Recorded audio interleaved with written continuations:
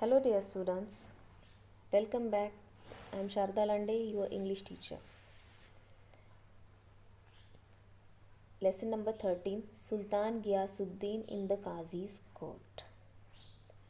In our previous lecture, you study the first part, the first page of this lesson. So once again, I revised it. So everyone, listen to me very carefully. Sultan Ghiyasuddin lived in eastern province of Bengal. His capital was Sonargaon. He was a good ruler. He was a great king. He respected the men of learning, and he all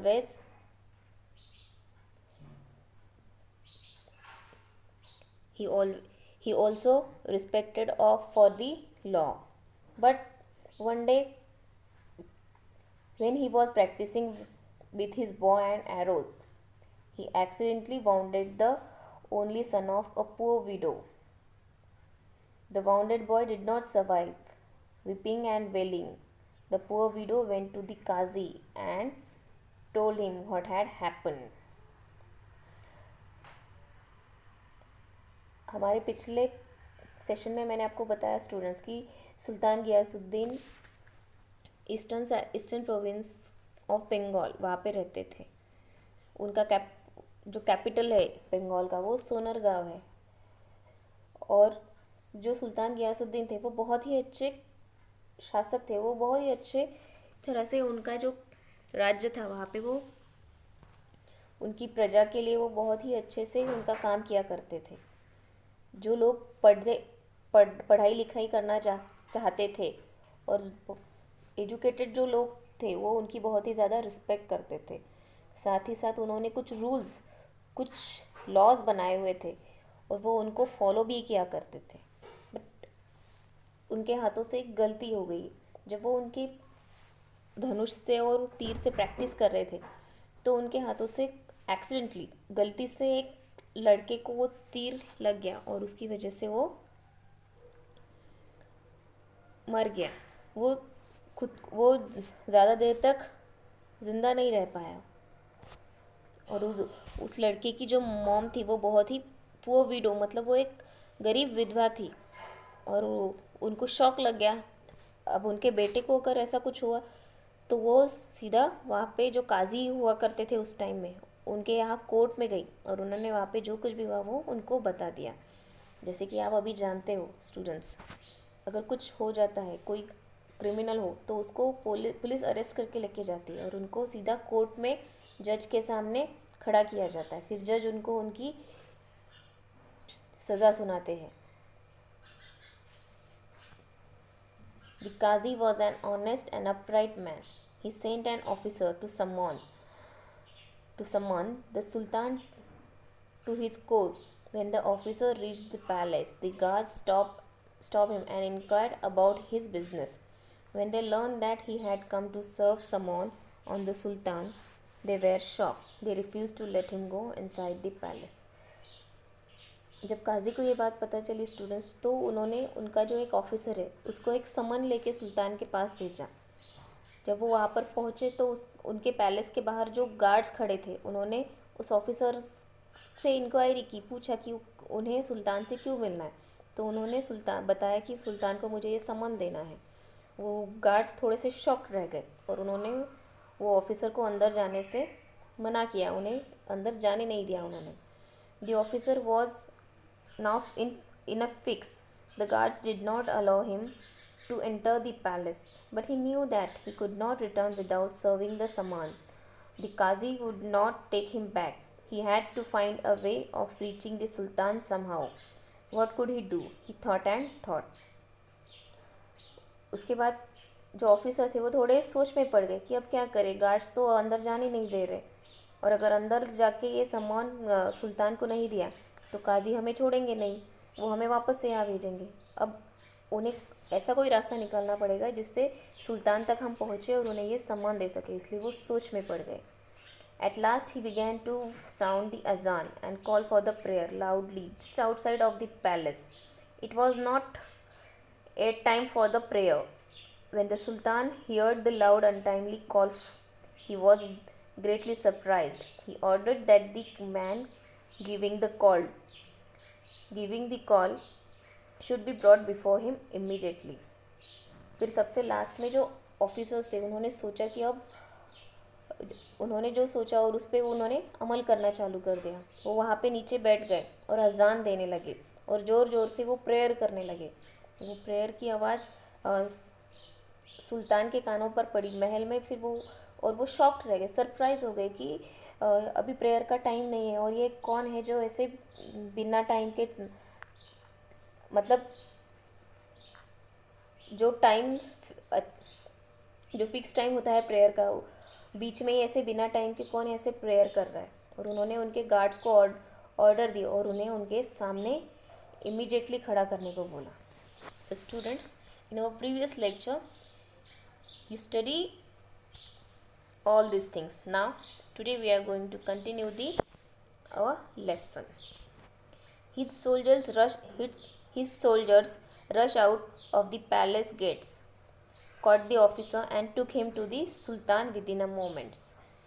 जैसे ही सुल्तान ने guards को order किया, वो जो soldiers थे वो वैसे ही जाके पैलेस के गेट के सामने खड़े हो गए और उन्होंने उस ऑफिसर को पकड़ा और सुल्तान के सामने खड़ा कर दिया जल्द से जल्द, विद इन अ मोमेंट, मतलब इमीडिएटली।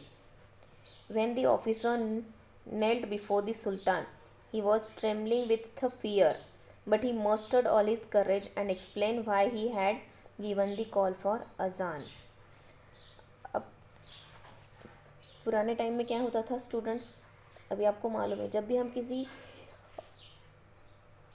किसी वेल नोन पर्सन से मिलते हैं तो हम उनसे, अगर हमारे फैमिली में कोई गेस्ट आते हैं फॉर एग्ज़ाम्पल, तो हम उन्हें नमस्ते कहते हैं, hello, hi, how are you, good morning. जो फॉर्मेलिटीज़ होती है उस तरह से हम उनका वेलकम करते हैं। बट पुराने समय में क्या होता था, जो भी राज्य रजवाड़ों का जो महल हुआ करता था, वहाँ अगर कोई राजा के सामने उनसे मिलने आता था तो उनके सामने वो घुटनों पर बैठ जाते थे और उन्हें सलाम किया करते थे। तो वैसे ही वो ऑफिसर भी सुल्तान के सामने घुटनों पर बैठ गए और वो सुल्तान को वो सलाम करने लगे। और उन्होंने वो पहले तो थोड़ा डर गए, बट उन्होंने सुल्तान को एक्सप्लेन किया कि वो क्यों इस तरह से यहाँ पे आए और टाइम, मतलब वक्त, अज़ान का तो वो टाइम नहीं था और ऐसे ही अज़ान की टाइम ना होने पर भी ज़ोर ज़ोर से वो अज़ान क्यों बोलने लगे।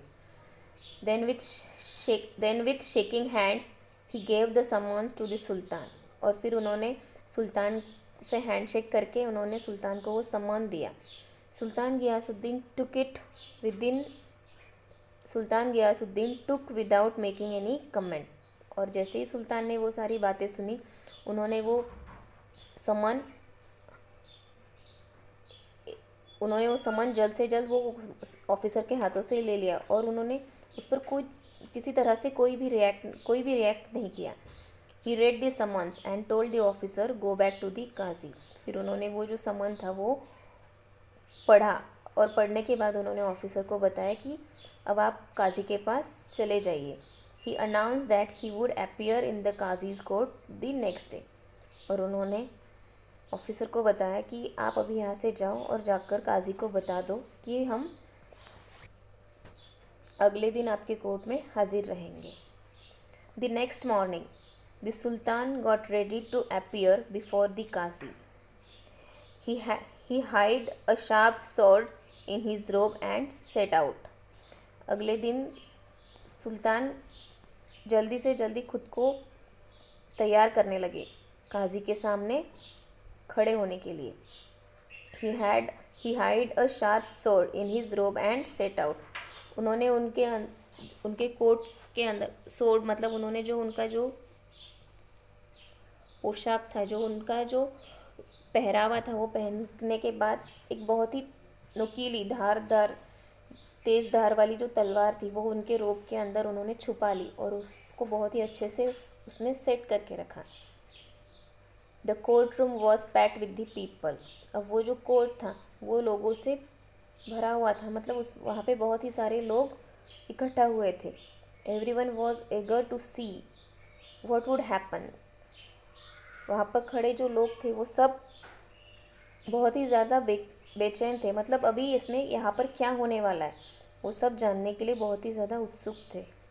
The qazi entered and took his palace on the high seat of honour.